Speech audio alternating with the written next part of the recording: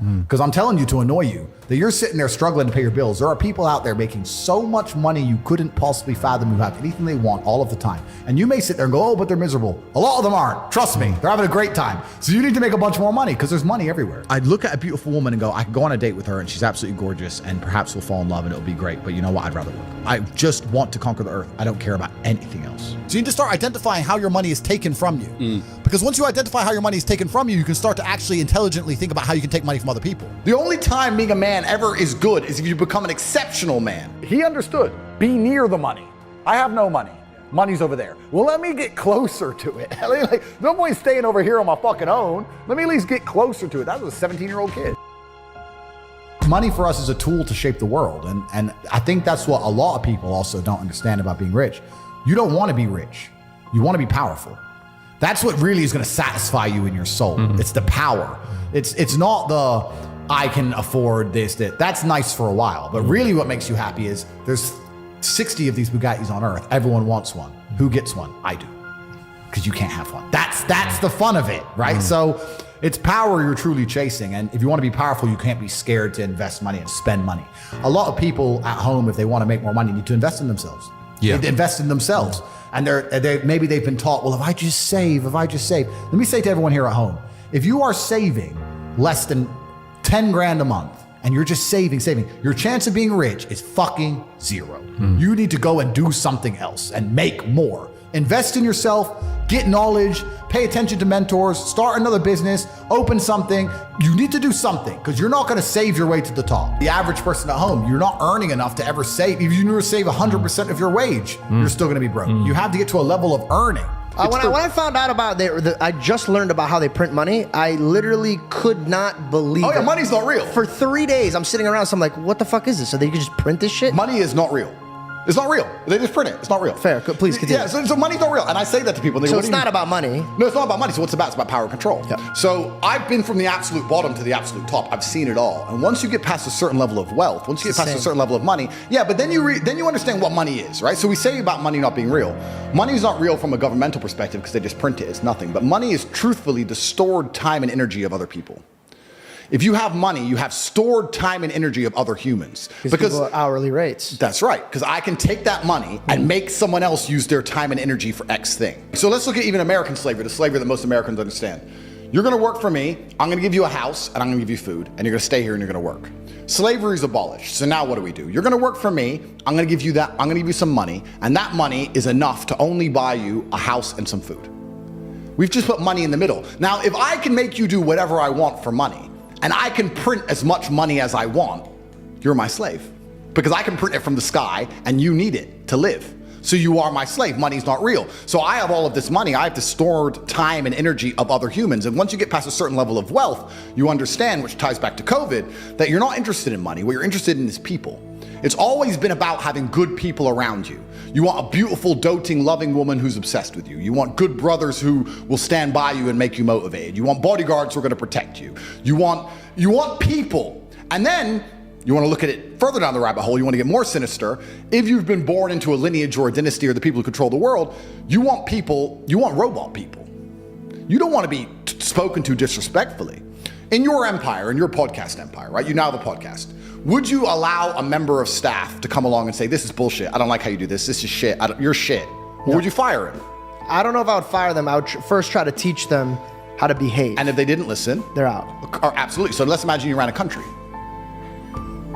Okay. All right. Let's imagine you ran the world. So I say this to people. I say, for the next 2 weeks, every time you spend money, even if it's £1, write down how they got it from you. And they're like, what do you mean? I'm like, all right, cool. You're walking down the street. You're going to Starbucks. You buy a coffee. Why did they take your money? Well, I wanted coffee. Yeah, but how? Okay, you wanted coffee, right? Cool. Did you only want a coffee because you saw Starbucks, or did you want a coffee beforehand? Why did you want their coffee and not another coffee? Did you buy a cake as well? Why did you buy a cake? All right, cool. So now you identified how they took your money. Then realize how they could have took more of your money.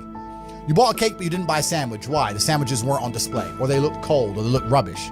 Or the woman who was serving me was old and ugly. Maybe she was a young cutie and talked to me about bologna sandwiches, would have bought one, right? So you need to start identifying how your money is taken from you. Because once you identify how your money is taken from you, you can start to actually intelligently think about how you can take money from other people. I find it amazing when people say they don't have motivation. I have people come to me and say, I want to get rich, I don't have motivation, I want to work harder. I said, how can you not have motivation to get rich when somebody like me with a head start like mine is still working 18-hour days every single day, 7 days a week without having a day off?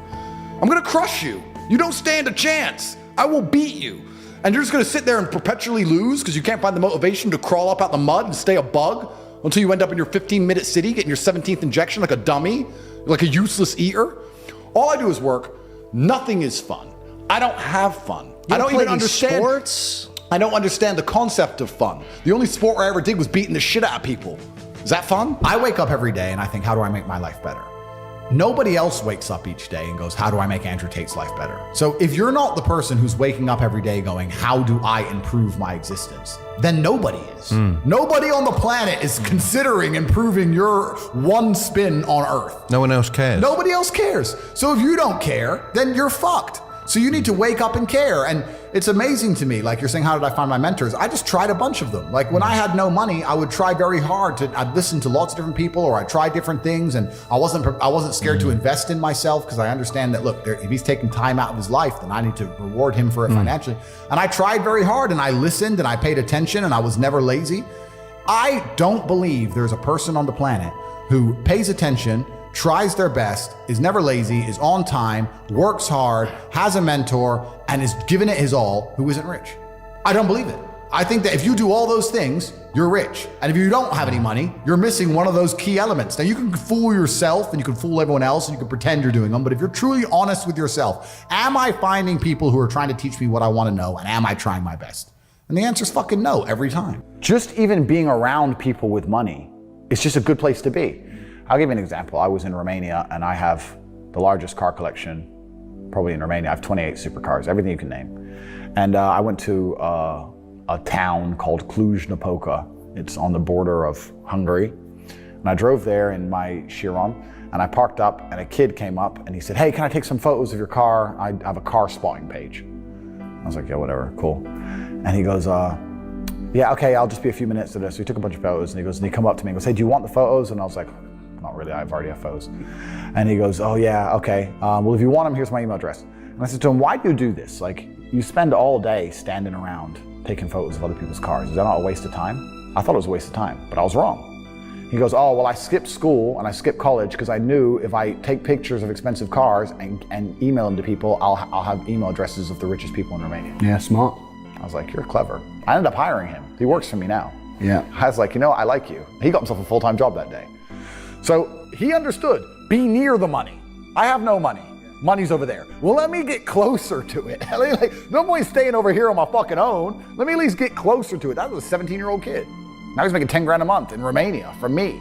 So like, at least being closer to it. So that you're right. People should, even if they haven't got a penny in the world, should be going to these meetings about real estate, about investing, that especially if it's cheap, they should go. Just meet other people who at least have money. Have conversations about money. Talk about it. How are you gonna get what you don't talk about? Okay. When I'm sitting there and saying to men, look, life as a man is shit. It's always been shit. It's never been good. When men wake up and say, I'm depressed and life is hard and I'm sad and I'm struggling right now, I say, okay, throughout history, men have always struggled. Happiness is for children and women. Name a time in history it was better to be a man. Was it better to be a man in World War II?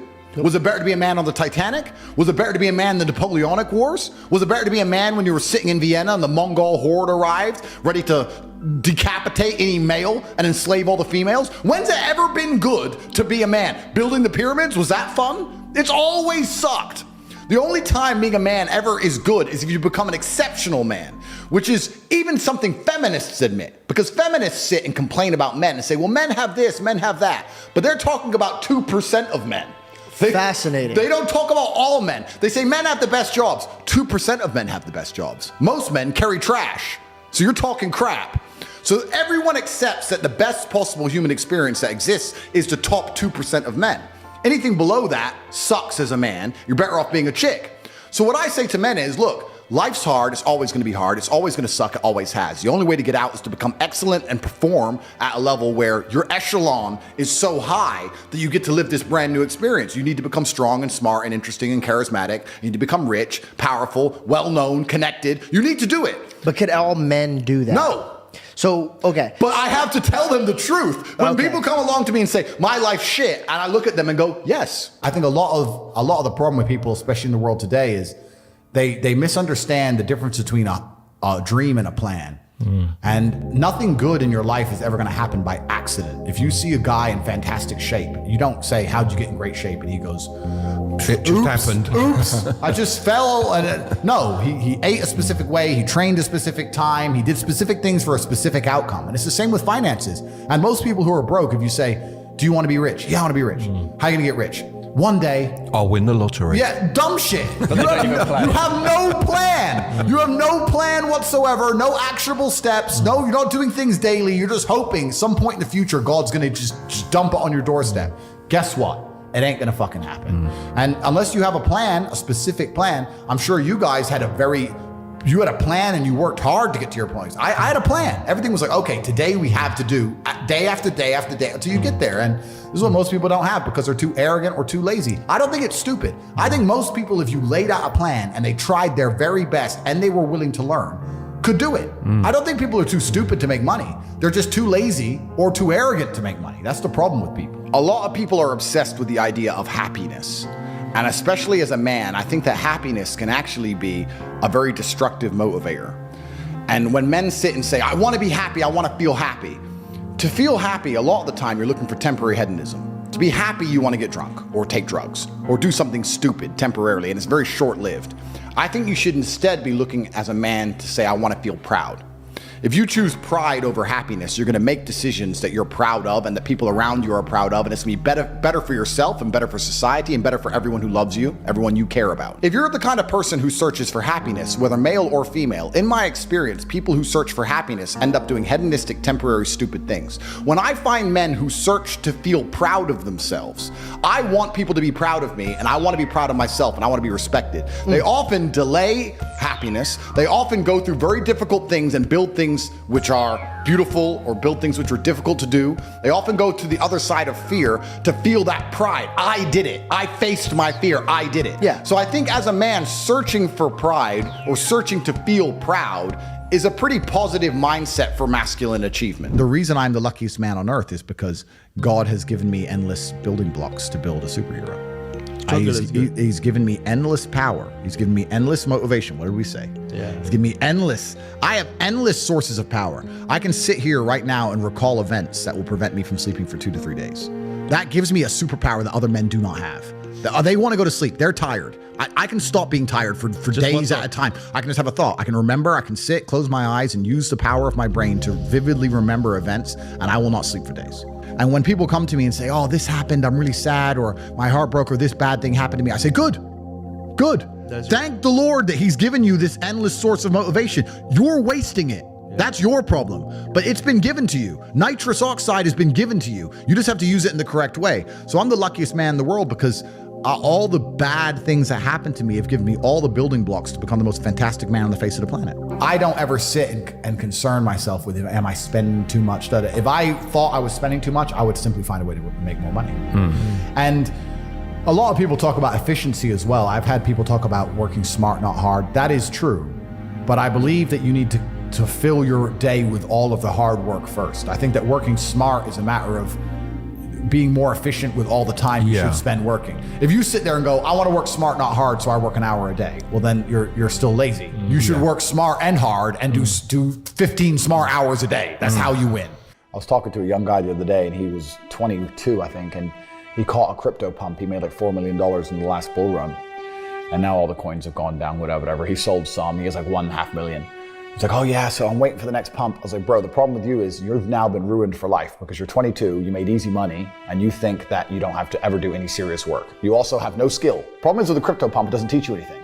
He didn't learn sales, marketing, staff management, stress tolerance. You need that. Nothing. He doesn't know how to do anything. So he's just sitting there just gambling on shit coins, waiting for the next one to pump. And he's 22, and his ass is never going to want to get a real job, and he doesn't have any skills. So I think he's in a lot of trouble, truthfully. And I made this clear to him. So it can be a detrimental thing. It can be a bad thing. But in terms of making money, it's certainly easier than it's ever been because we live in a global marketplace now. You can reach the world, and all you have to do is have a message worth making people listen to. And it truly is the abundance mindset is true. I remember when I was broke. I thought everyone was broke You do.